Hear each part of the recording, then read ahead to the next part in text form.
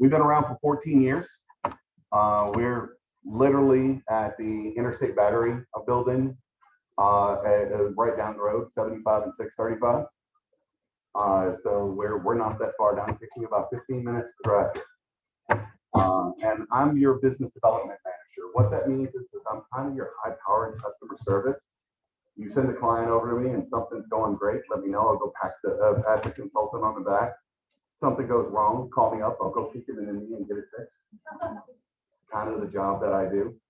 And I come out and I teach these type of things. And I love doing this kind of stuff, coming out and teaching, because this is actually kind of I took something the office had and went further and went digging and went and found out as many possibilities for someone to be able to fix their credit without having to spend any money, or having to not spend money on things that aren't just the actual credit repair itself, right? Like paying off things. And I found a lot of interesting information out. Some of it I thought I was going to find out, I didn't. Some of it I didn't know. Went, wow, okay, that makes sense. And it's also based on the information and problems that I've seen clients have. They come in going, I need credit repair, and come to find out you don't need credit repair, you need a coach. You know, there's nothing, because our company, what we do in credit repairs, we remove negative items, right? That's what we charge for. We teach your people as they come through most everything that I'm going to show you here today. However, what we get paid for is to remove negative items. The advice is free, and we give a lot of that out as well. So I want to start and talk about credit scores. What does credit scores affect? Everything. Everything. You're right about that. House, groceries. House, groceries, jobs, insurance. Apartment. You have to have a good credit score. Did you read this before I came in? I mean, that's because I will tell you, and look at that, one of them got stuck in there. But higher credit scores are going to give you more loan options. They're going to give you better DTI ratios. You're going to get better interest rates. Your insurance premiums. It could be your job. When I got every job I've had in the last 10 years, they've run a credit check on me before I got it.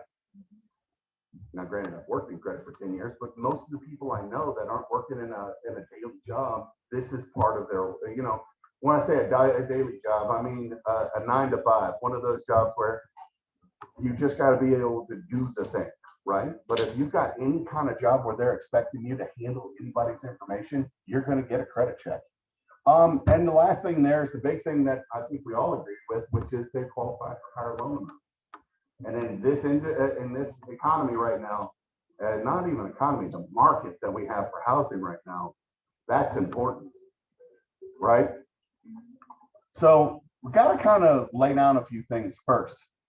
The first one is, what is a credit score?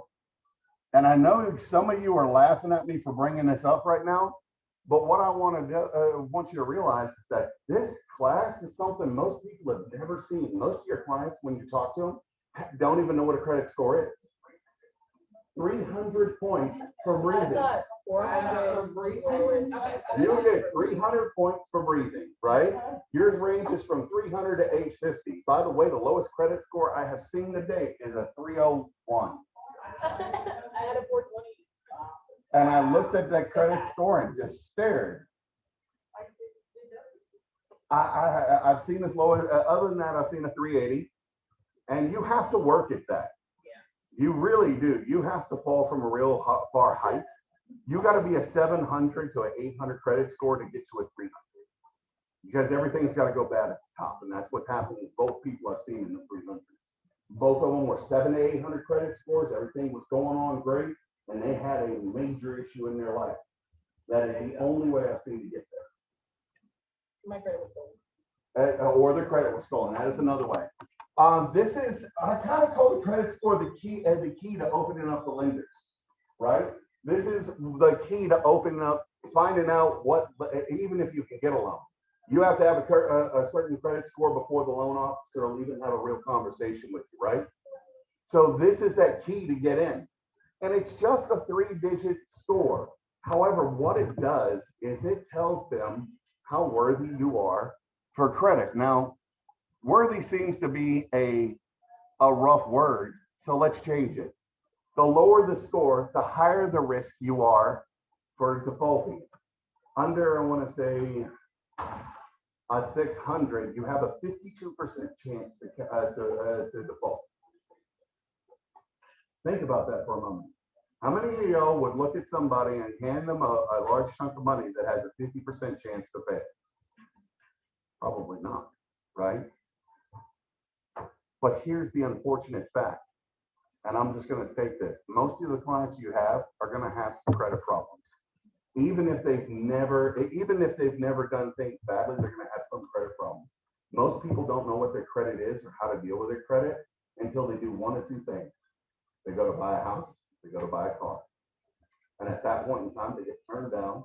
And it's a little like getting turned down for that first date you ask somebody out on. That's how they feel about it. So with a little compassion usually helps them out, and a little bit direction of where to go in the conversation of, hey, everybody goes through this, right? So the higher the score, the lower the risk. So that's really what a credit score is telling them. So who deals with these credit scores? Where do they come from? And by the way, I'm going to ask all of y'all, have you heard the newest information about the credit bureaus? What's going on up at Washington, at the Capitol? Yeah. There's a possibility that 3 bureaus are going to go to be state run. There is federal run. Federal run. Good call. So they are looking to do reforms on it. I don't know the information on it yet, but I encourage all of y'all to read on it. If you get to it first, let me know. Right? But they are going to. They're looking to possibly. They said in their announcement that they possibly are going to make it where it is a federal organization, which I don't think that's a good thing.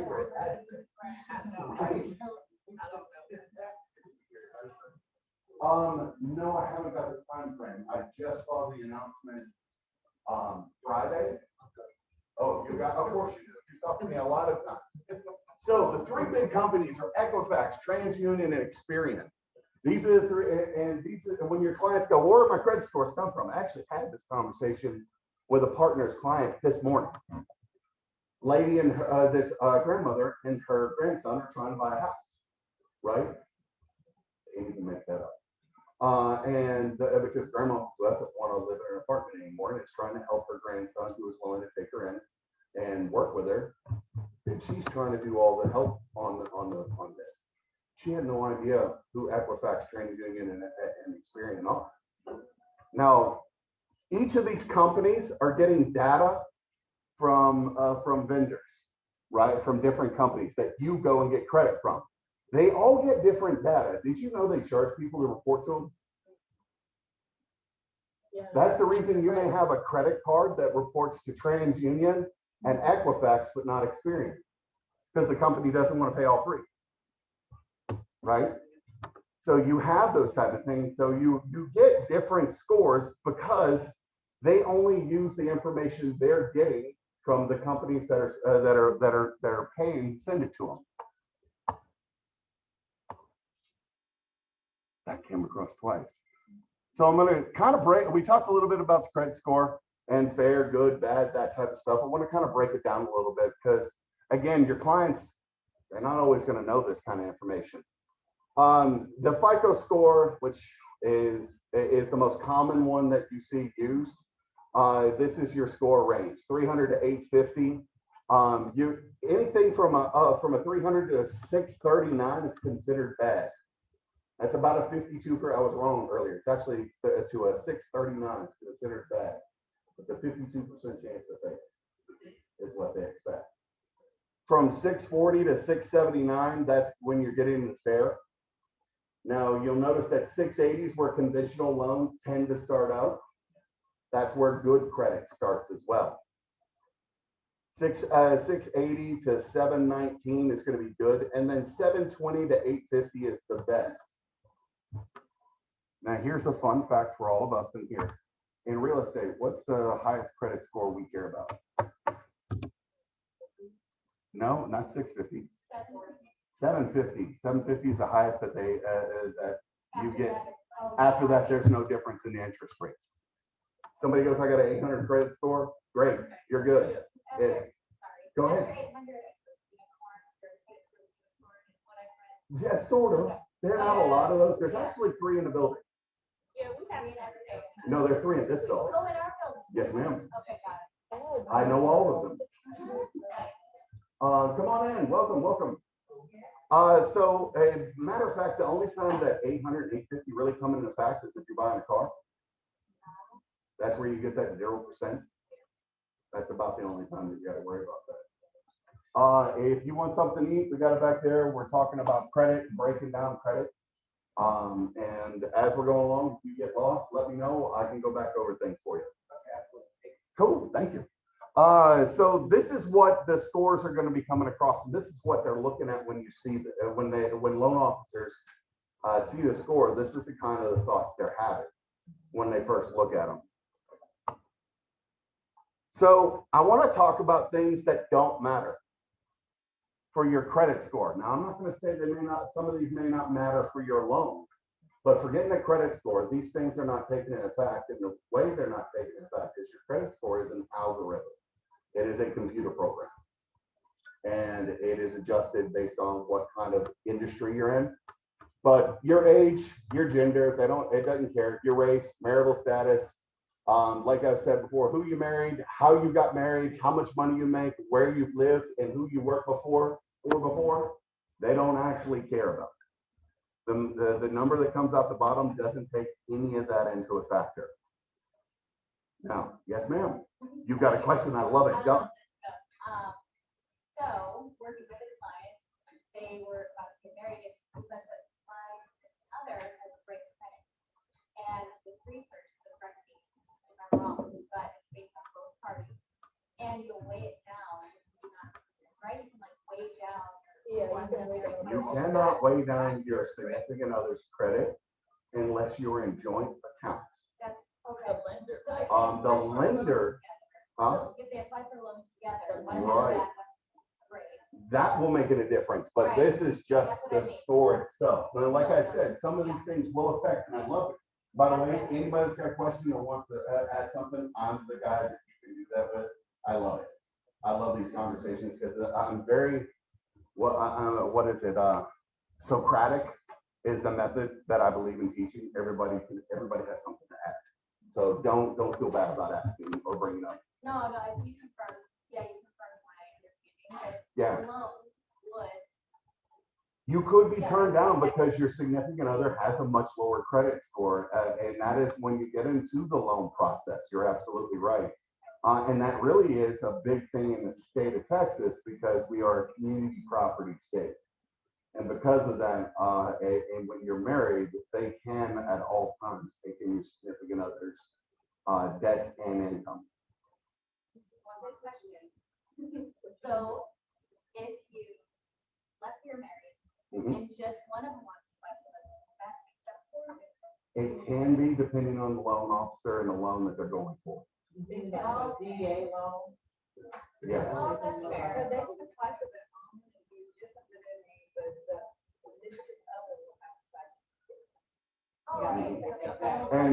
And the bank has the right under those type of circumstances, depending on what their questions are, they may actually ask for the significant other's information. So it's like it depends. It depends on policies of the bank. I know FHA loan sometimes, even though you can apply by yourself, they'll still take consideration. Right. Yep.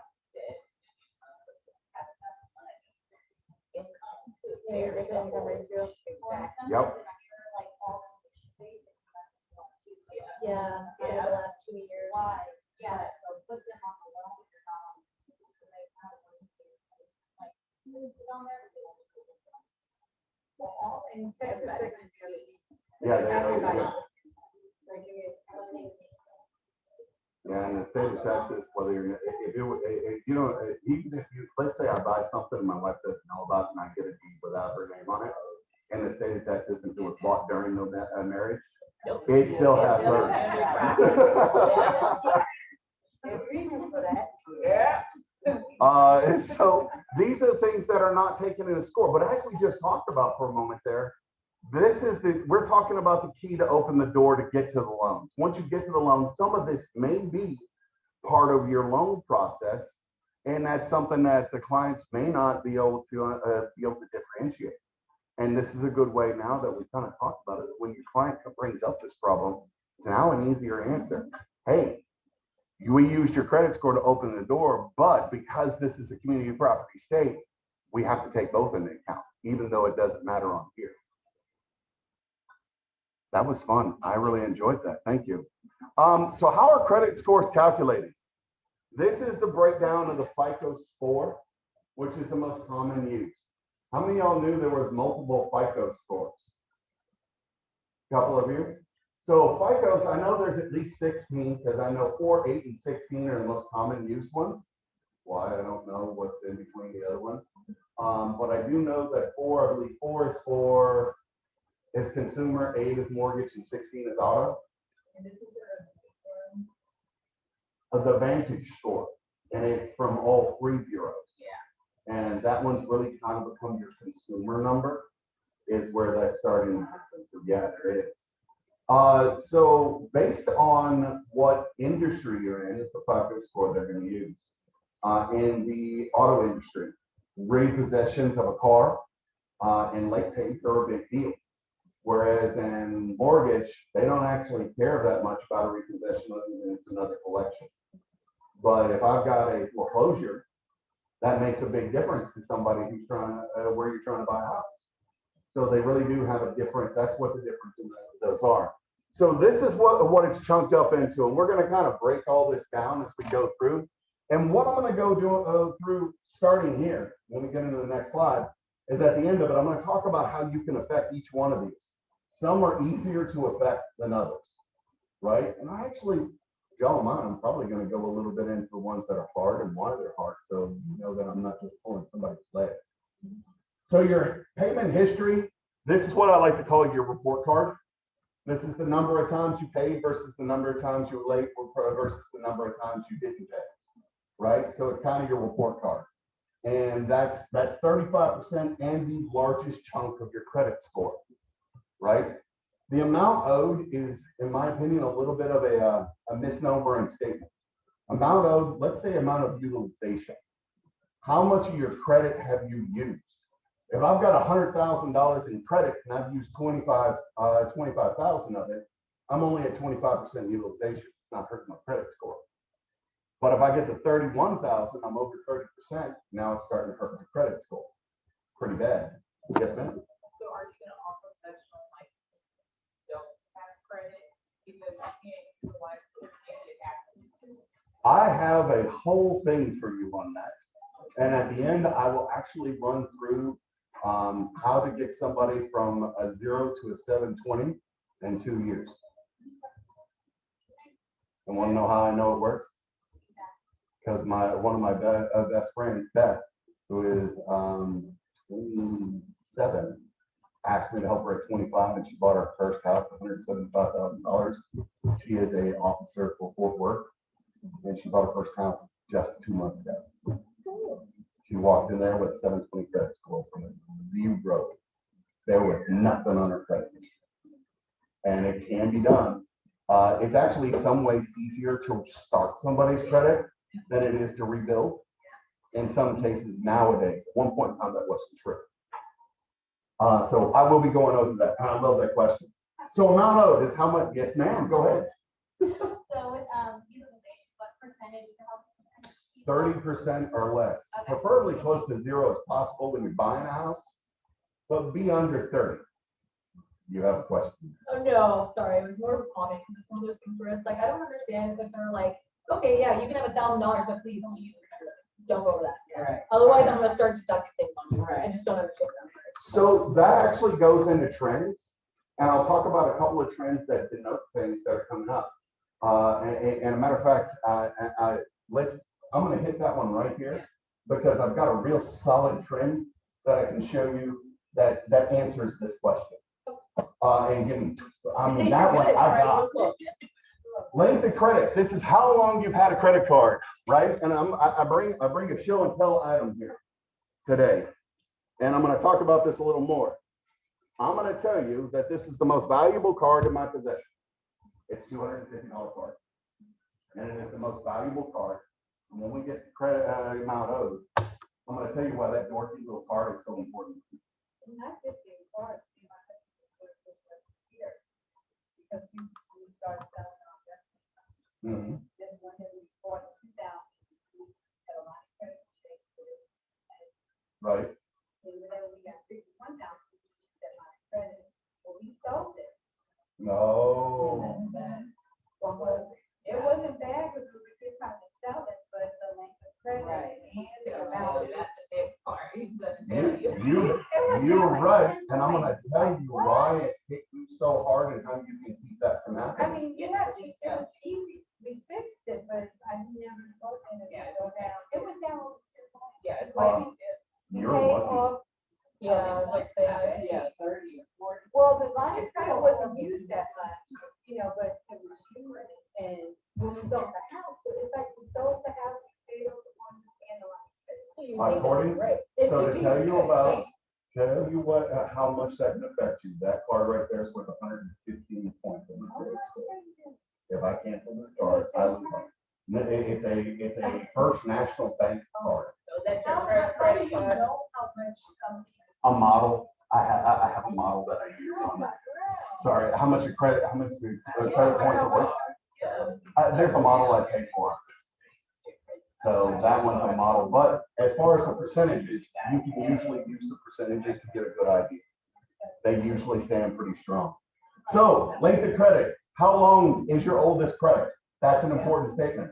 I'm also gonna tell you how to make somebody who has no credit have a 20-year history here in a minute.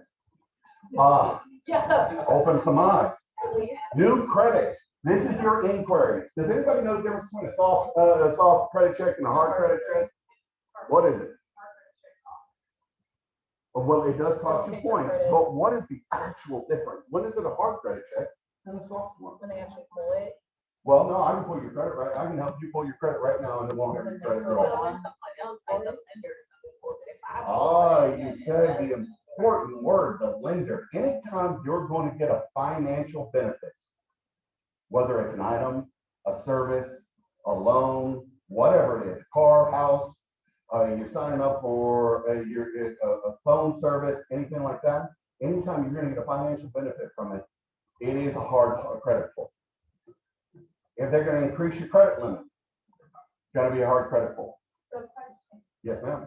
so we tell our people that you can apply for three agreements. Mhm. So what's the, I mean, I used to be 30 days, then it was to 30 days.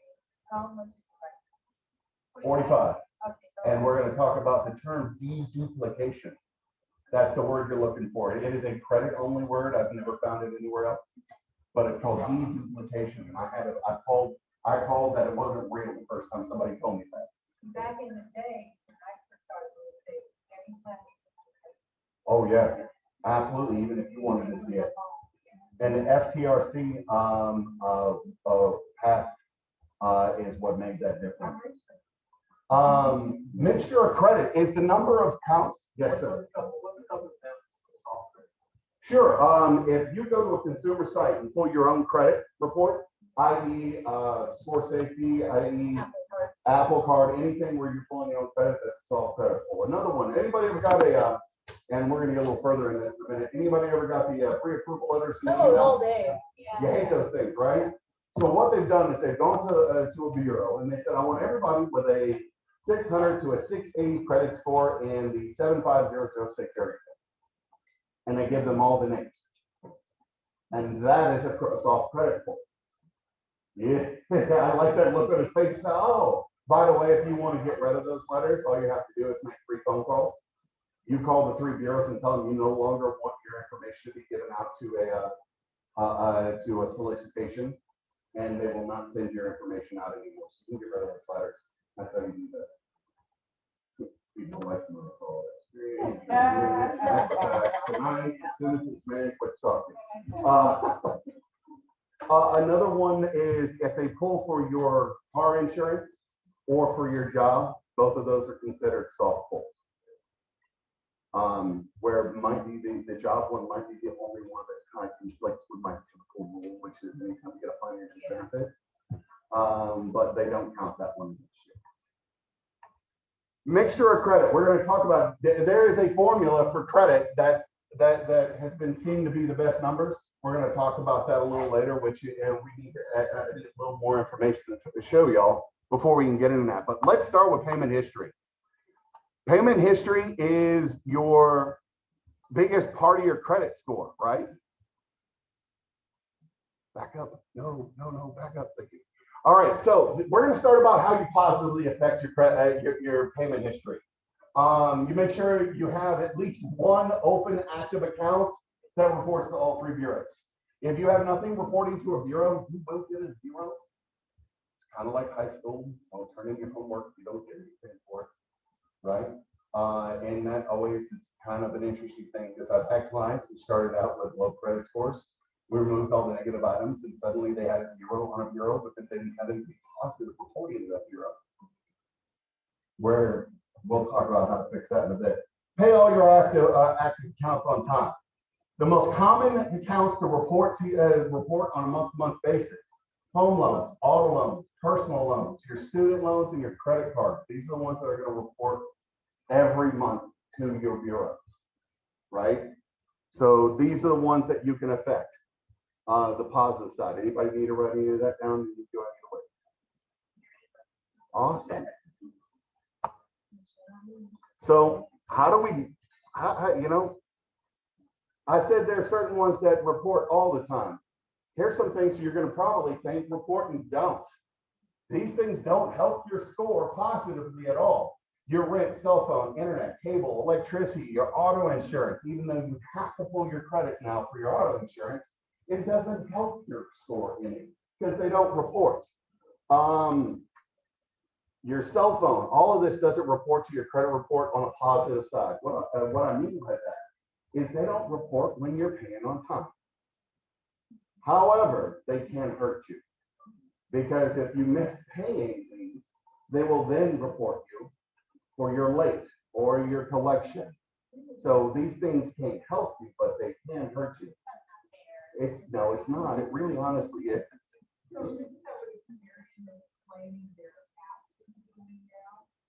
So Experian Boost is what you're talking about. And this is the appropriate place to have the conversation.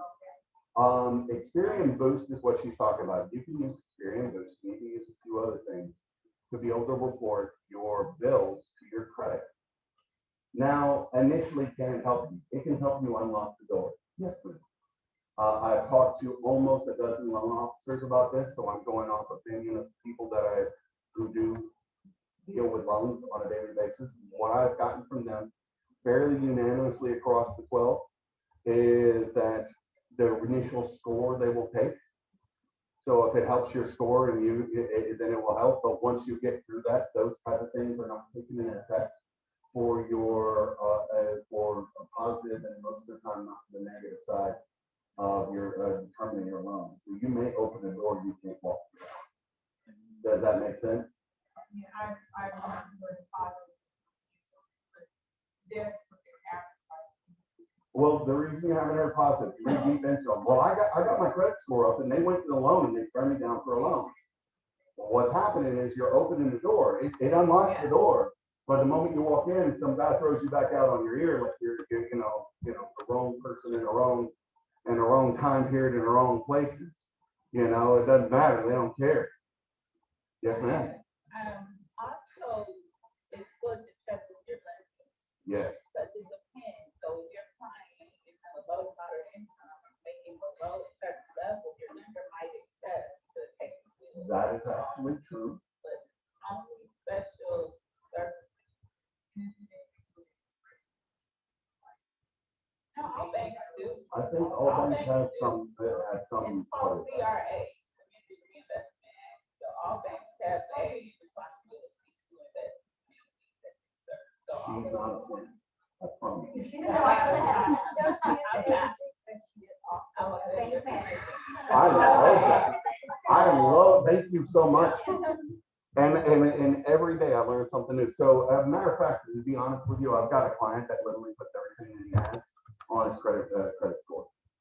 he has found a way that he can put his mortgage on, not his mortgage, but his rent on his credit score. Wow. I'm like, yeah. tell me There's about that. I can actually tell you that there's a website you can go to and get that set up. Wow. And what they do is they pay your rent for you, I need to know that website. and they, I can get I that. think it literally is something like report my rent or something like that. I went off on a tangent about, because Experian Boost, I went on a tangent to find out, and I had a client that told me about Experian Boost. And I went through all the things that he did. He has everything on his credit. And even though you're not supposed to, technically. So these things don't help you out. Unfortunately, they can only report negatively to your account. So how do we mess this up? A lot easier than you think is the sad statement. The number of things that can affect, notice this is back up. The number of things that can affect your credit, your payment history is pretty big. Late payments. If you're late, every late payment's going to count against you. If you get past 30, 60, 90, 120 days, it's going to turn into a collection in most cases. And at that point, collections are going to be one of the hardest things on your credit, because collections not only hit your payment history, but it also hits your amount owed. A collection will hit 65% of your score. So it could hurt you in multiple places. Repossessions and foreclosures, in my opinion, are just collections for a house and a car. However, depending on what industry you're trying to buy from, it may be weighed heavier, which is why we separated them there. Repossession, whether it is voluntary, yeah, that's what it's called, voluntary repossession, or a non-voluntary repossession, counts about the same. The foreclosures are gonna the same thing with that. Public records will also hit your credit. Tax liens, bankruptcies, judgments, all of these things can be held against you. The difference between everything above a public record and everything below it is when I remove these, notice I didn't say I couldn't remove them, because I can remove them from your credit history. That doesn't necessarily mean you don't owe this money anymore. A judgment is something laid down by a judge. I know that sounds a little silly, but you got a bill, you got sued over it, the judge gave a judgment against you. You can't get away from that one. But I can get it off your credit record to help you buy a house. Bankruptcies, same kind of situation. I pull bankruptcies off of people as long as it's already been discharged. Tax liens, we pull those off people too. The difference, again, is that these three things, there's still something you need to deal with, just like student loans. We can remove all the negative from student loans, but you can't get rid of the student loan, right?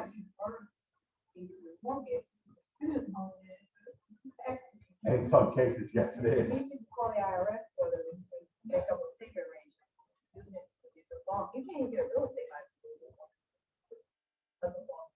Are you serious? That's interesting. Do medical bills fall into that?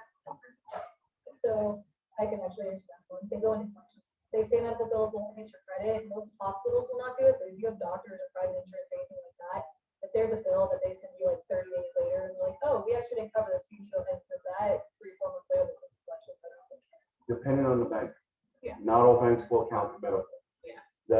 Not totally, because you're 50-50, right? Some banks will, some banks won't. I have lenders that will tell me they don't care about medical, that we don't even count it at all. And I have other ones that say we have to use a certain percentage of it. So.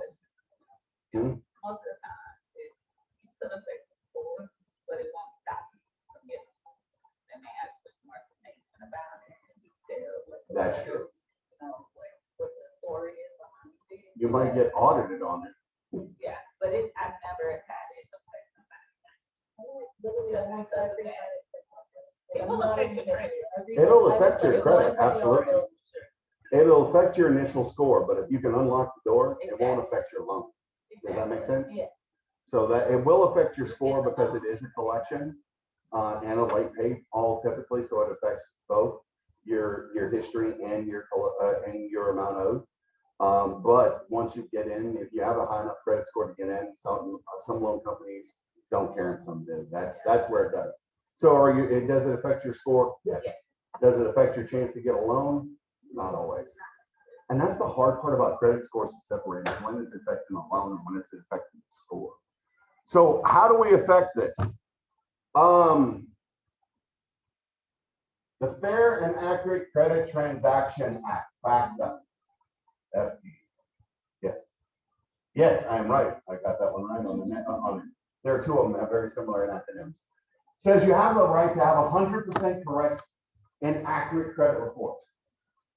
That means if they've missed if they literally didn't dot an I or cross a T, you know, in the old saying that it doesn't belong to your credit, then it doesn't go. If they don't have proof that that item is supposed to be on your credit report when you ask for it, then it has to be removed according to the law, right? And that is the biggest way to affect your payment history is to dispute the items that are on it and then go from there.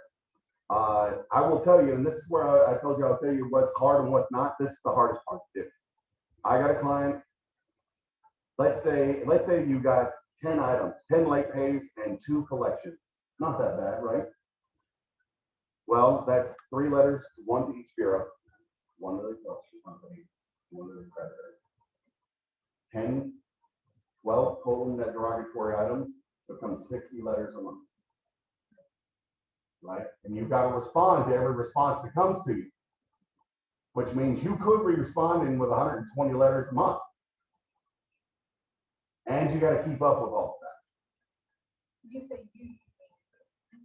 I mean, if you want as an individual to remove the credit from your, or remove a negative item, such as a collection, let's say you got 10 late pays and 2 collections, that's 60 letters a month. And some of them are going to be certified when you get to a certain point. And we have a client that has a collection.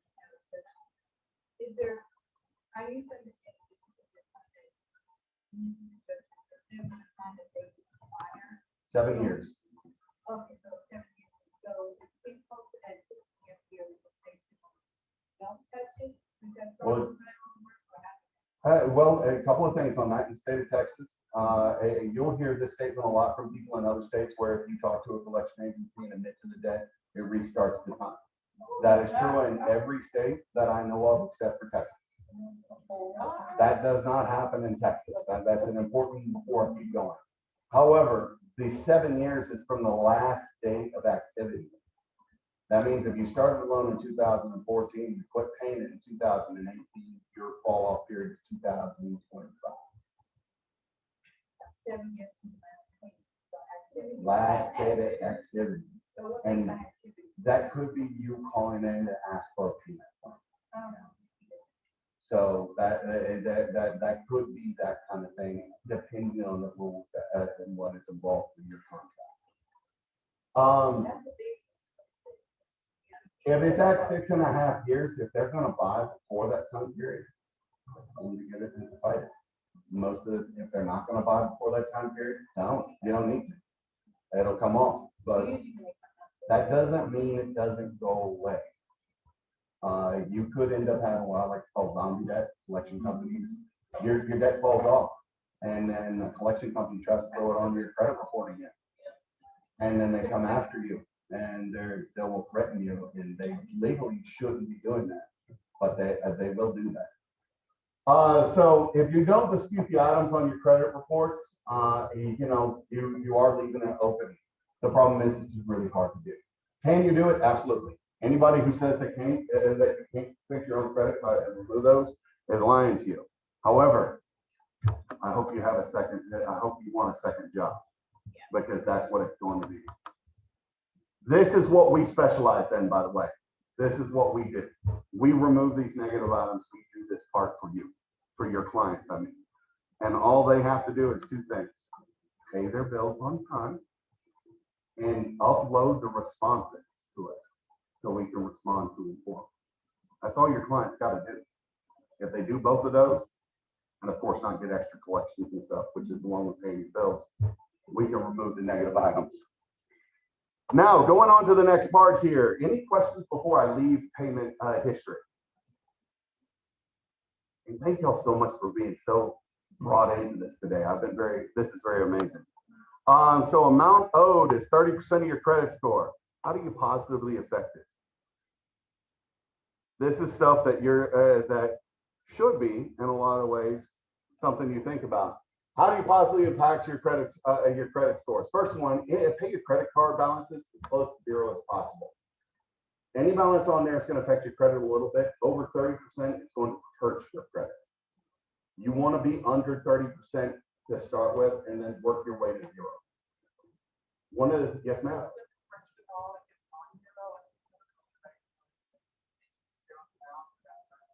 No, it does not. And I love the question. And let me go a little further with that. As long as you show activity every month, it will not hurt your credit. One of the tips that I'm going to show you during a moment affects that, which is you should call, and when your client begins to buy a house, they start the process.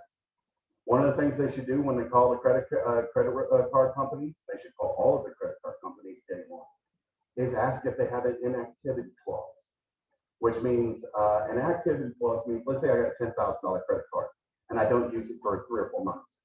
They could reduce the amount. They could go from 10,000 to 5,000, or they could just flat close it, which we're going to talk about this card here in just a moment about that.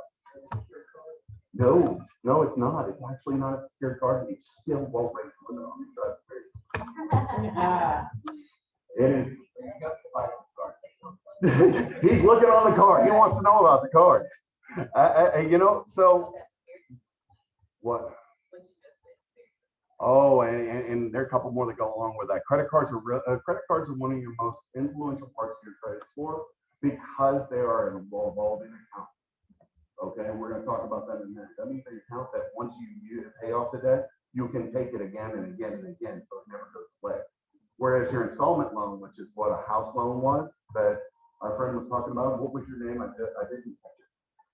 Lisa. What Lisa was talking about was an installment loan. And once an installment loan is done, it no longer positively affects your credit. It can only negatively affect your credit.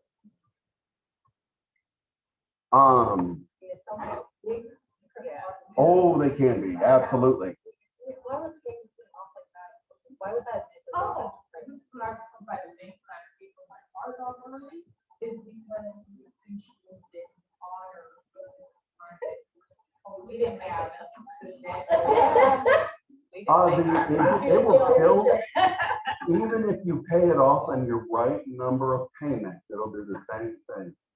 And the reason is that because you no longer have that debt, it no longer shows up as something that you're taking care of.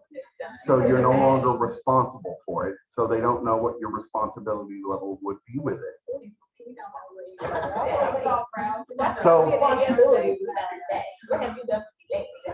So if you get them to zero, if you get the credit cards to zero, it's going to help your credit score. And paying off balances will do a couple of things. A, it helps your credit score. B, it reduces your debt to income. Because remember, your normal payment on a credit card is what, like $25? But if you got $10,000 on it, what's your payment? $500,000, $600,000, $700,000 a month. Well, that changes what their debt to income ratio is. So they got a better chance. They can handle more money, and that is how that helps that. So how do we negatively affect your credit score?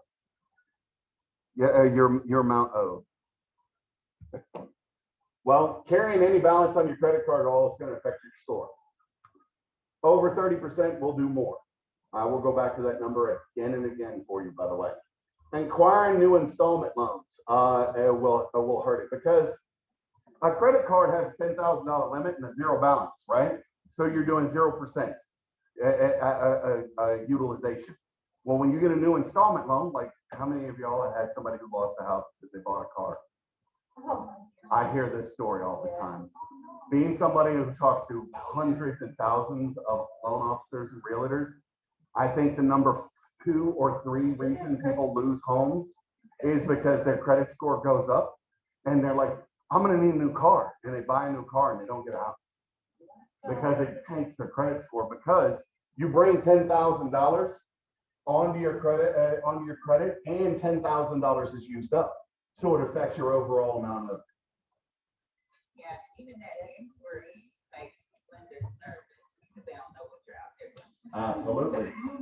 Collection accounts also have a negative impact. This is the other way you impact amount owed. Because if you have a collection account on there, it normally has an amount of money on it, right?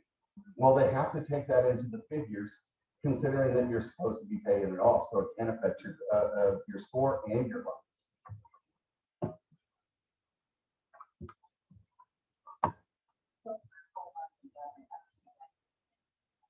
A personal loan would be an installment loan, and an installment loan is any loan that you pay out a certain amount, and you pay off a certain amount for a certain number of months.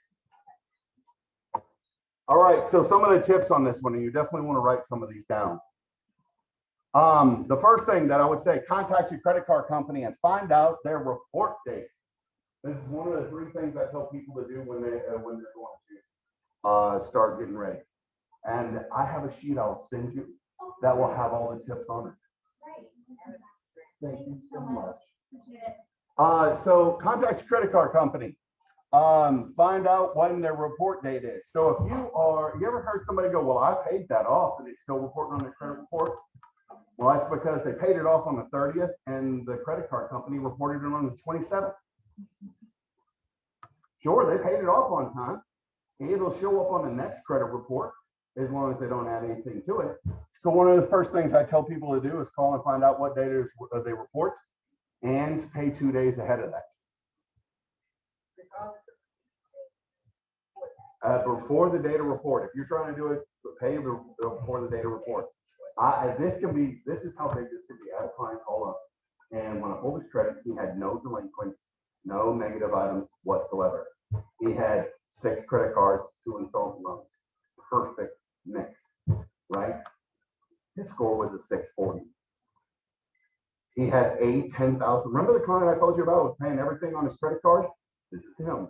He had a $10,000 credit card and paid everything on his credit card and then paid it off at the end of the month. However, he was paying on the 30th every month and he reported on the 27th. Oh my God. So he paid it on the 25th and gained 70 points on his credit score in 1 month. Oh, Jesse. And it was all about a mistake. Yeah, it's all about time. So the next thing I would tell them to do is ask for a credit limit increase without a hard credit pull.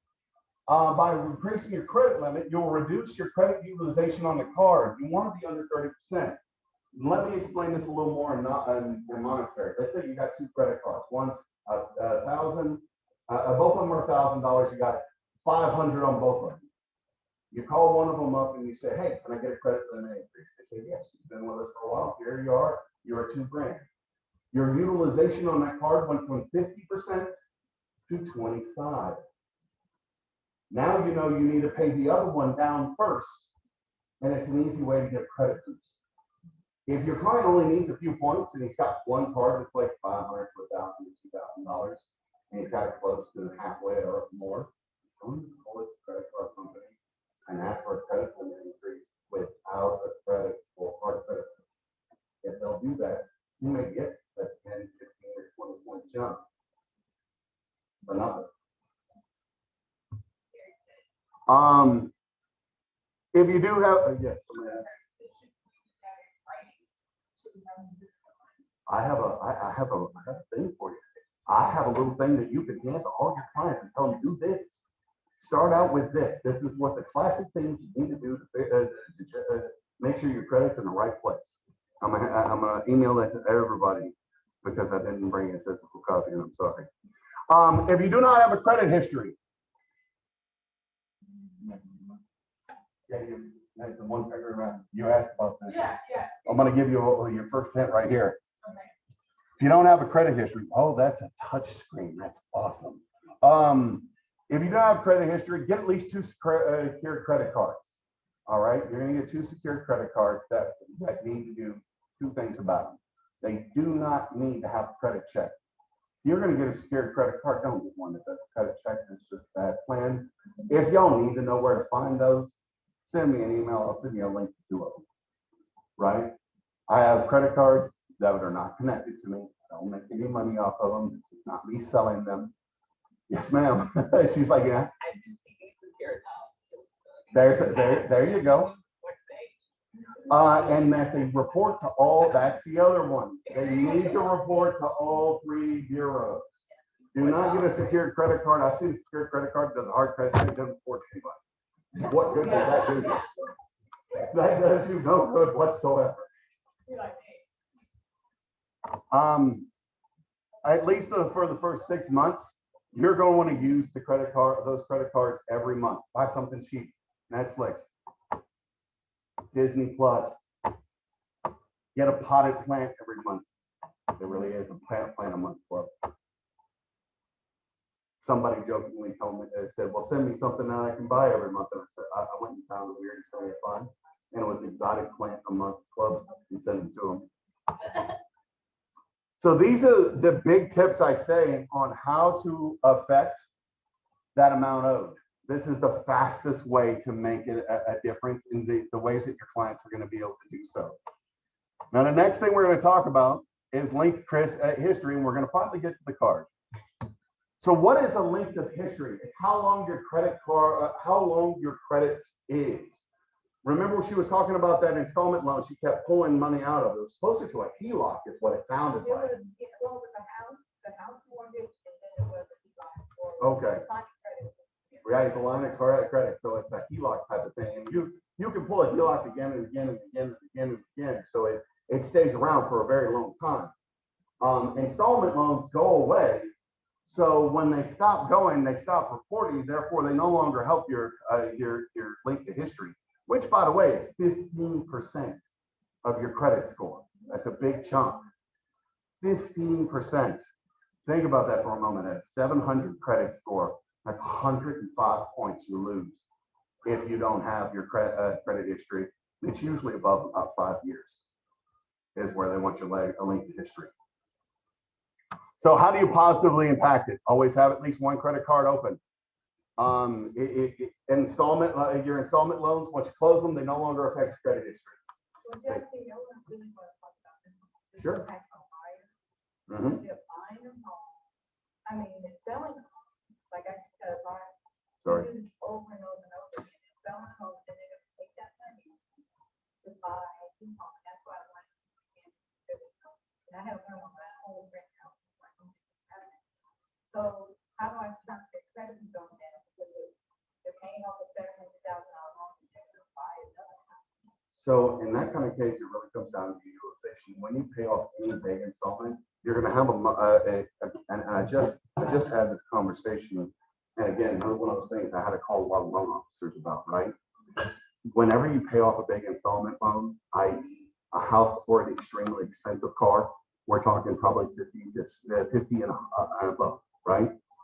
It's going to impact your credit for 2 or 3 months, no matter what you do, right? You're going to have a small break.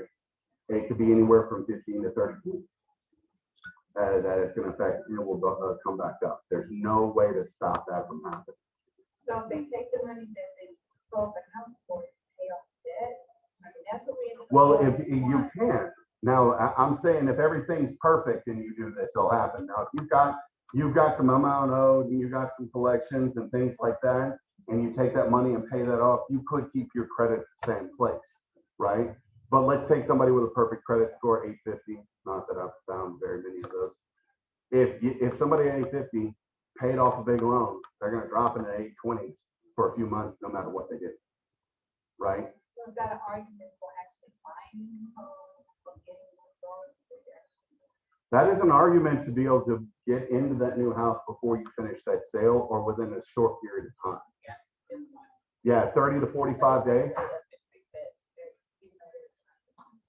So that's the reason installment loans don't help you out that much. How do you negatively impact your credit link history? Close your credit cards. Now we're to the story. This credit card, how many of y'all went to college? How many of y'all were walking through the university center and there were a line of people who were trying to get you to take credit to sign up for a credit card? Oh, yeah. Right? And they gave you things like shirts, t-shirts, pizza. I got Mr. Gaddy's, I don't even, but I was a college student and I was hungry. Yeah. So I got Mr. Gaddy's pizza that night, and I got this credit card. This credit card's got a really funny story. I got this credit card, and my mom didn't have credit, so I gave her a credit card. And my mom paid it on time and used it for a decade.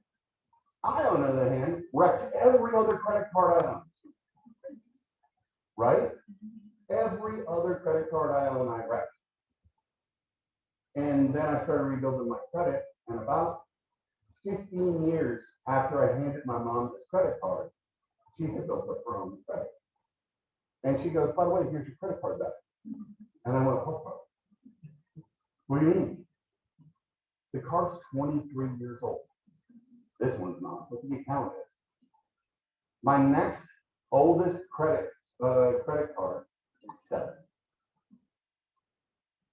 If I close this 250 piddly little account that won't increase the limit to save my life, I have a $5,000 card, 2 $3,000 cards, a $12,000 card, and $250. And I hold on to this because if I kill this credit card, I go from 700 to 595.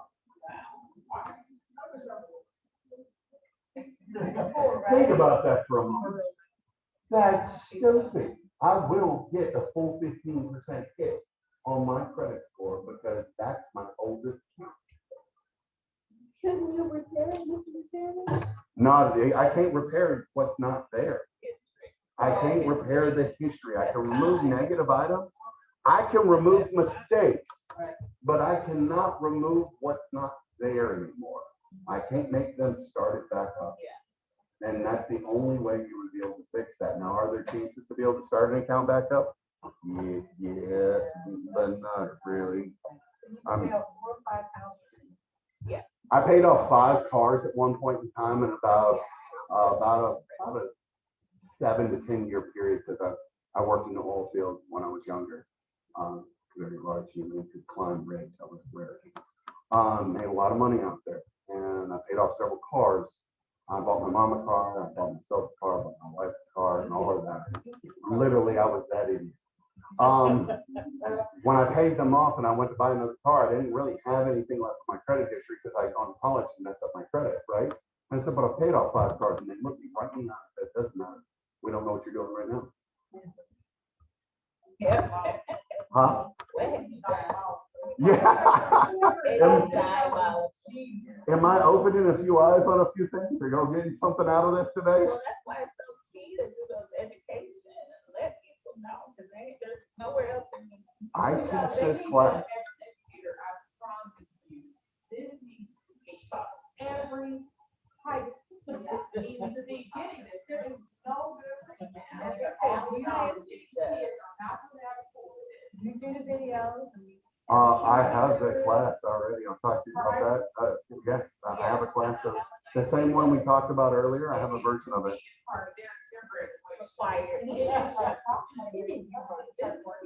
So tips about affecting your account history, right? Contact family members to become an authorized user on a credit card that has a long history. Preferably it has these 3 things: a long history, which is good, a high limit, and a low balance. You don't want all 3. And I love the fact that I have somebody who knows about banking that is loving me. That's awesome. So you want them to be an authorized user. Now, here's something most people don't know. When you get someone to be an authorized user on an account, it may only report to one bureau. It may be reporting on the main account to all 3 bureaus, but on the authorized user, only the one. Once it starts reporting to their account, the original card holder needs to call and batter the company to report to all 3. That is the only way to find out who's Pull a credit report, pull a trifecta. Do not close your credit cards, especially with those that are oldest or the highest or both. The first thing most people who want to take care of their credit does, they do 2 things. They go and they pay off collections. That's a bad idea, don't do it. And they go and they pay off credit cards and close them. The first part's a good plan. The second part's where they make their mistake. The third thing is find out if your credit card company has any activity rules. Notice I'll put this up there twice because you don't want the credit card to shut down. If they close that credit card on you, it'll affect your history and your amount owed. So that's what? Yep. 45% of your credit score. I have a question Sure. on Zoom. It's about the authorized user on your credit history. Yes, So ma'am. I just have a situation and I'm wondering, so with company credit cards, so I'll say I'm asking for a friend, quote unquote. This person had a credit card for about 2 years, maybe credit history, and then they got a company credit card from like a private oil and gas company. Right. She said that they had a 26-year line of credit after that. Right. That So, will up their and this credit makes score. sense now, but that company no longer exists and the credit card's been closed, but that's still showing up on some FICO reports. Is that inaccurate, or have you heard of situations where it sticks with someone? So the reporting situation can be a little strange on that. So what's probably happening is that they originally had a auto report set up, and it may be still hitting the credit report even though the company doesn't even exist. It should Mhm. it should not help their or hurt. Well, it shouldn't help their credit score, but under that really odd situation, consider themselves in luck and let them know that it won't run forever. At some Okay. point in time, the machine that is somewhere sitting on the net somewhere sending in that report is going to run out of juice, or somebody's going to unplug it and it's going to quit reporting. So that's probably what's going on. Is you've got an auto response that's sending out and it's saying they have they have the card, they have the card, and eventually it will shut down. The reason I can say anything to that is when Circuit City went out of business a few years ago, Best Buy bought all their accounts and they opened up a secondary Best Buy card. So I had 2 Best Buy cards, right? And then they shut down the new, the Circuit City Best Buy cards. And it kept reporting to not just my credit report, but I found out a lot of people, everybody's credit report for like a year and a half afterwards, after the account was actually shut down, but it was reporting them open. The reason it was discovered is because suddenly it showed a closed and open on somebody's credit report at the same time, and the bureaus finally caught on. So that does that answer the question? Yeah, that makes sense. And it's through just, the like FICO reports. And I think when they're applying for apartment, they saw it, but home ownership, I feel like a loan officer, it might be different going through that process. Well, if it's reporting to the credit report, it should report to everything. I'd have to look up the FICO report to talk to you more intelligently on that, but it should be the same thing either way, because something has to be still reporting it for them to report it every month. That makes sense though. Thank you. All right, thank you so much. I love the questions. That was a cool one, by the way. So mixture of credit. The first thing we got to talk about, we kind of talked about it all the way through, is the difference between an installment account and a revolving account, right? Before we get into mixture of credit. By the way, this is one of the things that you can hurt your credit trying to get to if you have credit now. If you don't have credit, this is actually easy to deal with. But if you do have credit, this could be somewhere you could hurt yourself. So I don't talk to clients about this unless they're over 720. Or at a 0, either or. So revolving lines, revolving lines, once debt is paid, it can be borrowed again. Monthly payments vary based on the usage of the revolving line. You got $0, you got $25 to $1,000, it's $25 a month. You got $10,000 on it, it's $500 a month, whatever your agreement with them is. So revolving lines have different payments, and you can just take it again and again. Some things that are revolving lines: secured credit cards, bank cards, major credit cards like Discover, American Express. Some store credit cards are going to be like that as well. Some store credit is not, but that's going to be the rarity. So that's going to be revolving lines of credit. Installment lines. Installment line of credit is a loan in which equal payments are made for a defined period of time. You pay the same amount each month, and with part of it going to interest, part of it going to your principal until the loan's paid off. Student loans, payday loans, your house, your car, any kind of personal loans. Some rent to own stuff is that way. That's the reason I say some isn't. Can be weird on that one. So what is the perfect mix of credit? This comes just strictly in the tips. Studies have shown that your perfect mix of credit is 3 credit cards for 1 installment. You got a car loan, you need 3 cards. You got a car loan in a house, you need 6 cards.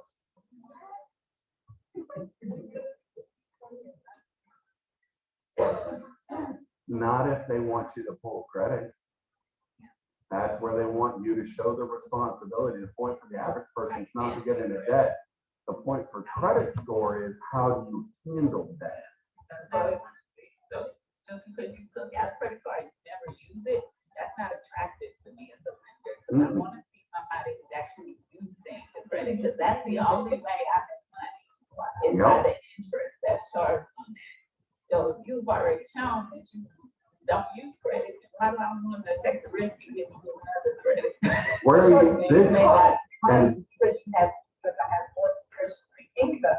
That's why you possibly, but it's gonna take a hit. We're gonna look at all those other things. A billionaire has all the discretionary income in the world, but buys very little and pays most of it in cash. Most banks don't want to deal with that billionaire. They don't care about it.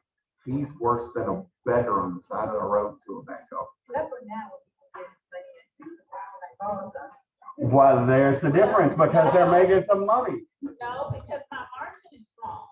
The rates are low right now. So my margin. True. Oh, that's true. Yeah, you're right. That's right. And that's So- like the billionaire credit. Here's why this can hurt you, okay?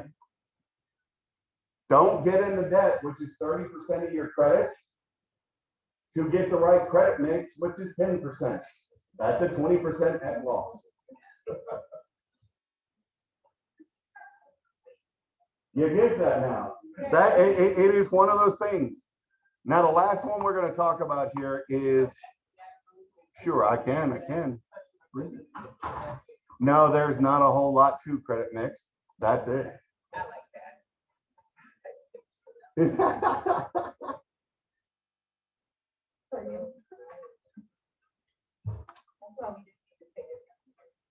Exactly, I know. And here's the thing, we charge for removing the negative items. That's what we make our money off of. Everything I've shown you here today, we teach as the process goes. We may not show it all through them on day one. We actually may show it all through them on day one. They ain't gonna remember it all. But as we go through the process, this is part of what we teach, which is funny sometimes. Somebody goes, we all haven't done anything for me. You went from a 440 to a 680. I removed 4 items and taught you how to prepare your credit. You absolutely believe I did something for you. I've actually had that argument with someone. But I understand where they're coming from because they've listened and doing the things that we told them to. And did a lot of it come from them doing what we told? Sure, absolutely. Yes, ma'am. Yeah. A matter of fact, about half of credit repair companies in America, what I'm teaching you right now is all they do for your clients. They charge them $500 to $1,000 for what we're talking about right now. And this is something I teach for free for Bancorp South. Anybody know who they are? I work with Bancorp South out of Tyler, Texas, to teach adults this class once every other month. And that's something MSI does just because. We don't get nothing out of it. Bancorp's never once sent me a client. However, it's a good enough project to do. Right, and you gotta do it somewhere. And the only time I ever talk about it is when we talk about it in class. So I don't broadcast that often. So last one here, new credit, 10% of your credit. How often are you seeking credit or opening new lines of credit? How many inquiries are you making? I like to say this is the silent killer. And I'm gonna tell you the scenario that it kills everybody on. And I can show you, I'm gonna tell you how most people who mess up their credit with inquiries Do it on a single weekend. Car shopping. Yeah. I'm gonna tell you how, because it shouldn't, but it does. So first, we've got to have a little nomenclature. Hard inquiries generally occur when a financial institution, very important word there, financial institution, checks your credit report when making a lending decision. They commonly take place when a consumer initiates and applies for a loan, credit card, or mortgage. Hard inquiries lower your credit score by a few points, and they remain on your credit report for up to 2 years. Some lenders will go back 2 years, some lenders will go back 6 months. That depends on your lender. So if you've got a client, like I had one the other day with 64 inquiries in the last 2 years, but only 5 in the last 6 months, we had to find them another lender. Right. Now, soft inquiries typically occur when a person or company checks your credit without you initiating it. This is not always true, but it is the typical.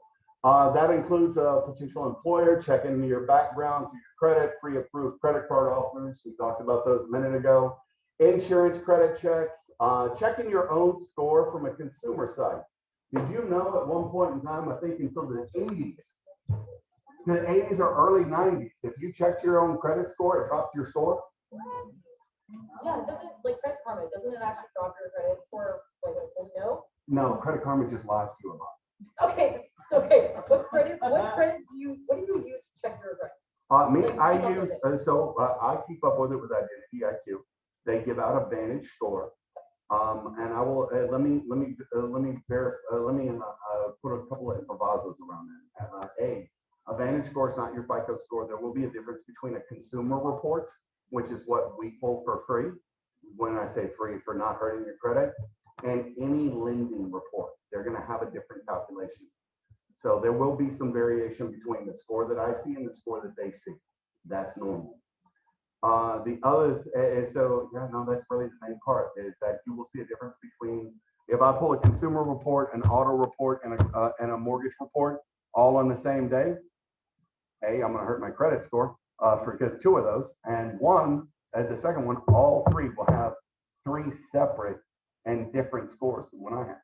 So what are banks, like, we have 2 different banks, and they offer it as a part of their mobile apps. So what are they offering? They usually will tell you, and they will tell you which of the 3 areas they're pulling from, and they're only pulling 1 score. But they like, it's in the app all the time. Like, here's the score. No, they're using a service called Predictive. What's the rest of the word? I just had this conversation with Credit Karma, because Credit Karma does it as well. It's predictive calculations on what your score could be based on what is being currently reported on it. That's the reason your score can be this on Credit Karma. It's not actually going down. Matter of fact, Credit Karma only pulls 2 credit reports. So if you've got 700 or 500, you have no idea what your credit score is, because it could be anything at that point. The 500 could be your middle score for all you know, right? Or it could be your bottom score, or the 700 could be your middle score for all you know. What Credit Karma is good for? Here's why I tell everybody to do Credit Karma.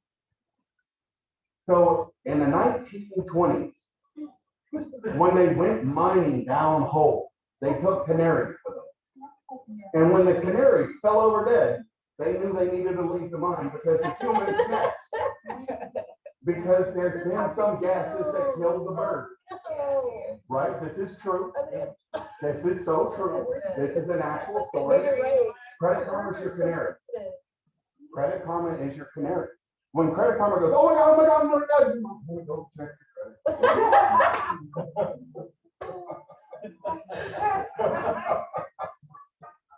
Now, I read someplace during this whole COVID thing that you don't get to go once a week. That's a lot. It started, but now they said you can go once a week to get a copy of your credit. I don't know if it's a week or a month, but you're correct.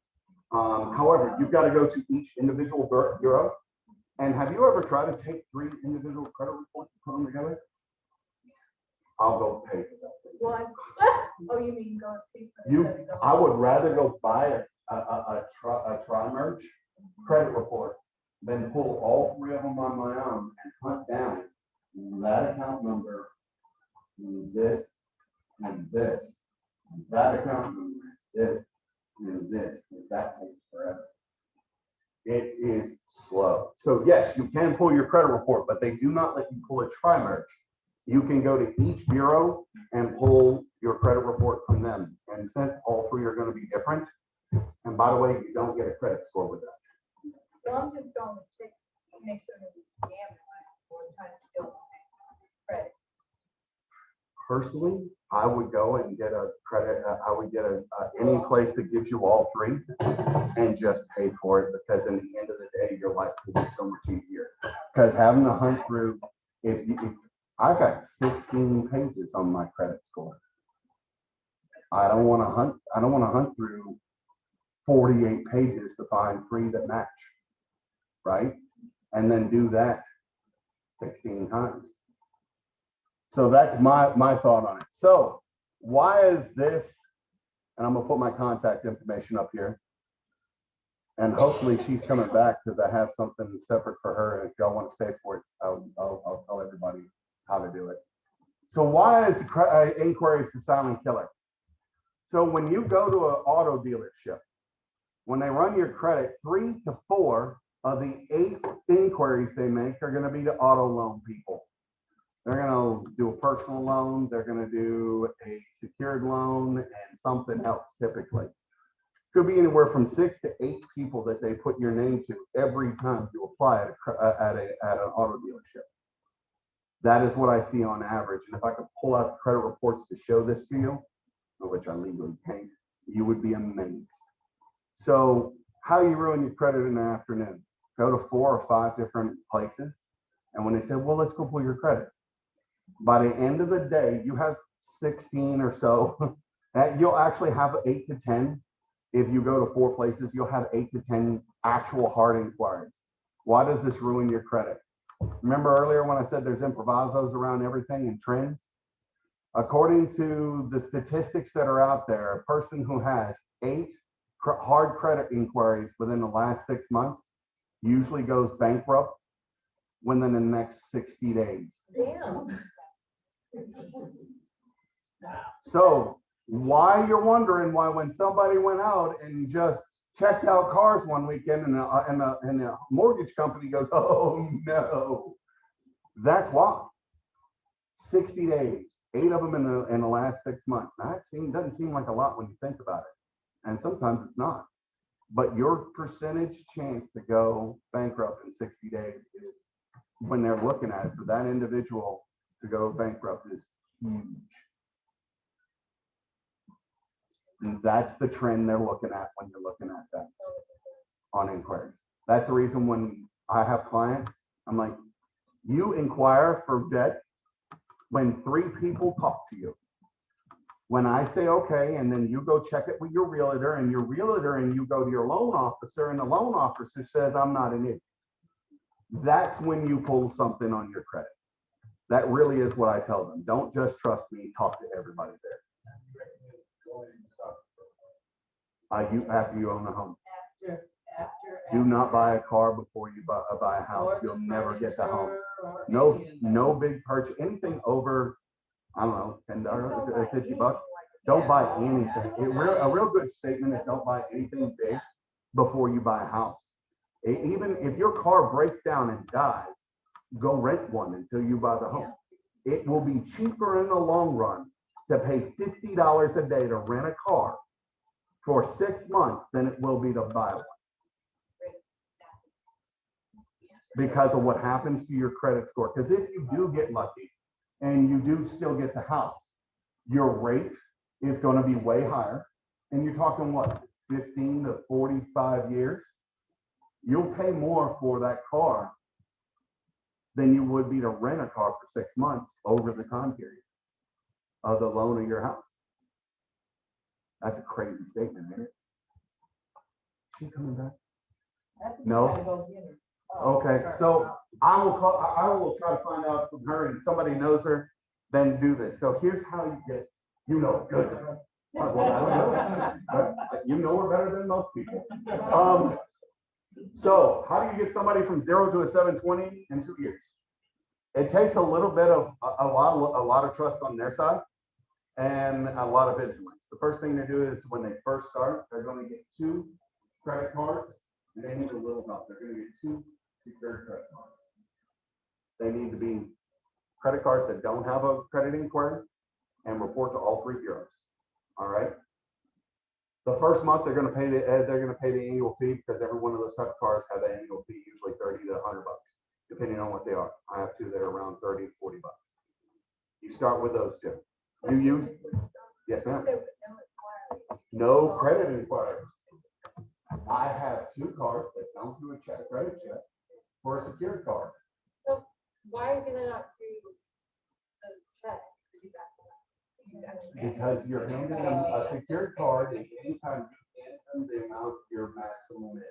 So if I want a $300 credit limit, I hand them $300, and then I can borrow that $300 and go fast. Now, the thing about those type of cards is after about a year, most of the time they're gonna flip them over to an unsecured card and send you your money back. So this doesn't have, does it report to the bureaus?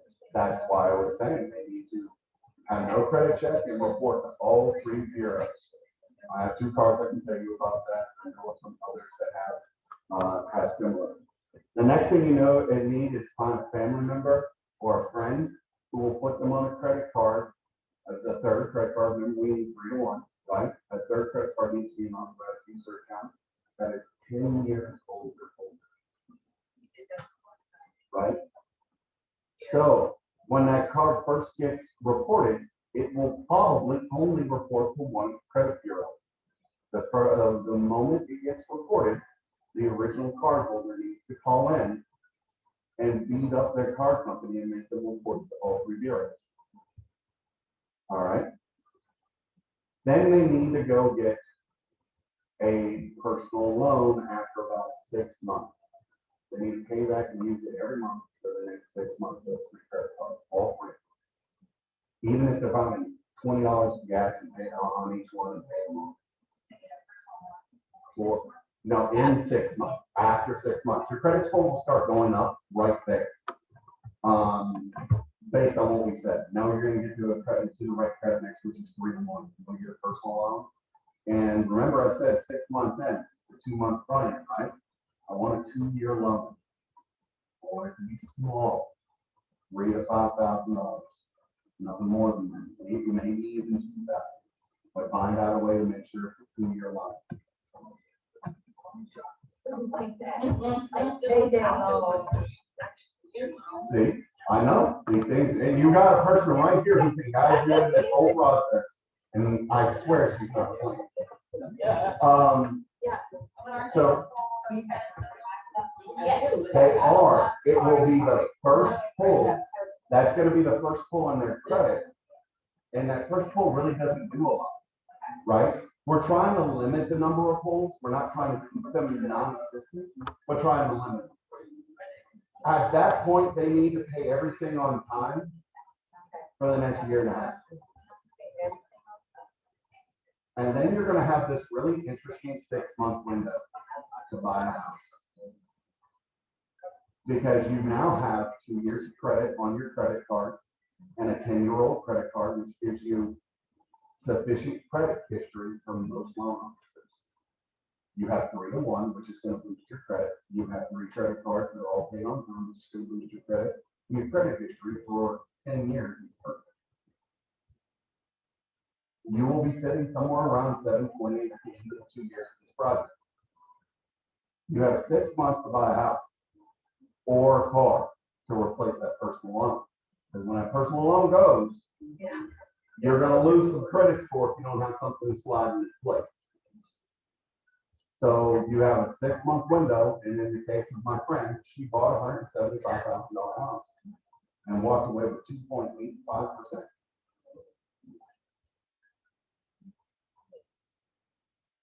Her personal loan will go away in about 4 months from now. And you being a bank officer, can you back everything I said? Absolutely. Everything you said is spot on. In fact, I was kind of suspicious walking in here. I was actually ready to be critical, but everything you said has been spot on, and you can share some things that I hadn't thought about before too. So very good. So you can come back. I love it. I appreciate it. Now, I'm not gonna make it through the door, I'll swallow my head. So now I'm gonna do my short little pitch about my company and what we do for you. We are your helper. I'm gonna tell you how I can help you. How many of y'all make phone calls, find clients all the time? How many of y'all run into clients, people on the phone that say, I can't buy a house, I don't have credit? All the time. Here's my advice, send me their name and number. Tell them you're gonna say, hey, I got a guy that's gonna be able to help you. I'm gonna send your information over. Don't ask permission to send it. Tell them what you're gonna do for them, because here's why I say that. Most people with bad credit are embarrassed. It's like I said before a million times, being turned down that first time for a date. You walk up, you built up the courage, you look the person in the eye, you ask them out on the date, and they look at you like you grew a third eye. Yep, I'm gonna go find a rock, I'm gonna dig a hole, I'm gonna climb in it, and bury myself. That's how you feel at that moment. Well, when you get turned down for a house or a car, it feels the same way. Here's what I'm gonna promise you for trusting me with that. My guys aren't going to keep calling somebody who hangs up on us. We ain't got time. A, we don't have time. B, we're not going to we live and die by our reputation. A bad review to me is harsh. If you go online and look up a credit repair company, go find 10 of them. You're not going to find very many with scores like ours. And by the way, every report on Google or Facebook is attached to an account in our system. Period. Good, bad, and ugly. We'll take responsibility for all of it. If you want to know the questions and answers about what happened with the bad and the ugly, I can give that to you. Unfortunately, it doesn't work for everybody. I had a partner who just signed up 6 months ago, wonderful lady, right? She did everything she was supposed to, and she was the exception to the rule. I stopped one item from being put on her credit report and removed one.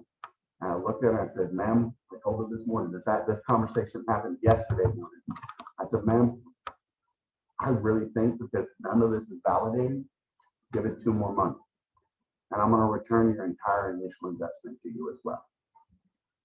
We paid her back her $1,000 investment that she paid us to do our services. And she didn't even ask. So what do? We go and we dispute the negative items on your client's credit reports. We attack them methodically, systematically. We hit everything. Day one, I don't care if they paid the full amount or partial amount of their initial investment, I'm going to hit everything. If your client uploads to us everything that comes from the creditors, we're going to immediately attack them back again, whatever their responses are. Some of them are hilarious. And we're going to do this. Because it works in 45-day periods, the first 30 days, I'm going to look the client in the eye and say, there shouldn't be but a little bit of movement in the first 30 to 60 days. Why? The only 2 people who respond in 30 to 60 days are those who know they're going to win and they send me all the documentation, and those who know they won't win and they just drop it off. Everybody else is going to be when we get to 90 and 120 days, which is when most people get their biggest drops. And that's where most people get to the numbers they want, because we're not looking to get to a 750 credit score. We're looking to get them into a loan. In most cases, 620, 640, 680, whether they want an FHA or if they want a conventional loan. We will help them get to that number. I don't make that call. You do. You and your loan officers tell us. We just give you the information and we do the work. What does your client have to do? Pay his bills on time. Don't get any more collections or late pay, and send me back everything you get from the creditors. Because the only way I can respond to the creditors is if I know what they're saying, right? Now, what do we do to help you out? Every client you send me is yours forever. We have a partner portal. When you sign up with me and I send you a partner portal and you send me a client, I'll put them in that portal. From here to doomsday, that guy is yours. If he calls back 5 years later and starts the program, when he gets done, I'm going to call you up. You're not going to remember my name. and I'm gonna give you a new house for somebody to buy a house. I say this because it actually happened 3 days on me working for the company. I called a partner. I got given a phone. I got given a client. I called the partner. The number doesn't work. Call her old job. She doesn't work there. Call the next job she was at. Didn't work there either. Found another website. She didn't work there, but they didn't know where she worked and sent me to her. I called her. She hung up on me. So I pulled out my cell phone, called her again, and said, "Please don't hang up on me. I have money for you." And she went, "What?" Huh? I have a salesman on the phone. And I gave her a client that wanted to do a refinance. So everybody you send to me is yours forever. Now, what's important about this is you see their scores month over month over month, what's happening. So you know what their scores are doing. You also see all the negative items we're working on, and last time I touched it. And when I mean the last time we touched it, MSI, the moment I make a change in my database and you refresh your web page, you will see the new change. We leave nothing we bear all. Your client gets to see the same thing. I solved 3 major problems with credit repair companies without a month. I sent my client over there and they disappeared. Oh no, they didn't. They're in that list and I can tell you what happened with them. I sent my client over there and nothing happened. They told me nothing happened. They spent a lot of money. Well, let's go look at their account. Because when I get them signed on, I get permission to show you their credit stuff. I have that in writing. And the third thing that I hear is that credit repair companies are a ripoff. All you got to do is watch me once. You'll see that I'm not a ripoff. Now, that takes a little faith, but hopefully I gained a little bit of that today. What questions do y'all have? You guys talk about Pricing, pricing. absolutely. Our pricing is actually really like our pricing. At the very worst, it's less than a month of mortgage in most cases. All right. So we charge $98 a month for up to 6 months. The reason I say up to is because I have a question, Lisa. If they get to 3 months and they're ready to buy a house, should I charge them 3 more months for 98? No. Doesn't sound right, does it? There's enough that doesn't sound right in credit. We agree with you. You can quit at any time. Send me a picture of you and your significant other and your realtor sitting in front of the house waiting. I'd love to have a bunch of those. Our other fee, and everybody pays both. So we have a monthly investment and an initial investment. The initial investment, I kind of equated to going to a mechanic and them showing the parts they got to fix because that's what we're doing. And it's based on what's on your credit report. Could be $1,500, could be all the way down to $100. The average is 300 to 700 is the average. But even if you take it, somebody walks in there with a 382 credit score, which was $1,500, not even gonna lie to you. He went the full 6 months, so about $600. He paid $2,100 to go from a 380 to the low 6s. So the initial And then 98. And that is the worst case scenario. Like literally the worst case. The average really is 3 to 700. Great question. What else do y'all have? I love those. You have, is it only for houses or you just help everybody? We help anybody. We are geared towards real estate industry, which is why our program is only 6 months long. Right? So we are geared towards them, but that doesn't hurt anybody, in my opinion, truthfully. So you're going to see a lot of companies that do something similar to us, right? And just kind of give you this information. They're going to charge like $100 startup fee and then $100 a month, and they do what we do. However, what they do is they take 3 to 5 items every month and they attack those. So if you've got 50 items on your credit report, which is not uncommon, that's 10 months before they hit everything that we do on day one. That's the big difference. And when you start adding out the money it takes to go that long period, we actually are cheaper. We just look more because it happens all at the beginning. I've really enjoyed y'all today. I really appreciate it. I have no idea how long we